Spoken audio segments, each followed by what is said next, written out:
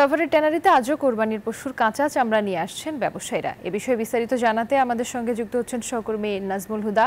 নাজমুল, পশু কোরবানি তো শেষ, এখন পর্যন্ত ট্যানারিতে কত লাখ পশুর চামড়া সংরক্ষণ করা হয়েছে?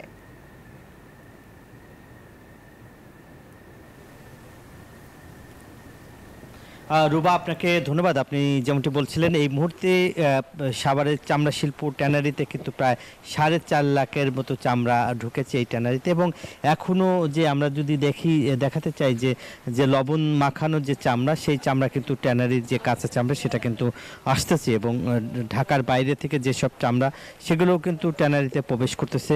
এবং কাঁচা চামড়াগুলি লবণ মাখানোর যে চামড়া, সেই চামড়া কিন্তু এই ট্রাক থেকে নামানো হচ্ছে ট্যানারির ভিতরে। এবং সেখানে কিন্তু আপনার যদি একটু দেখাই যে এখানকার যারা বান্ডেল থাকলে প্রতি সেনমানিতে টাকা বাঁচবে।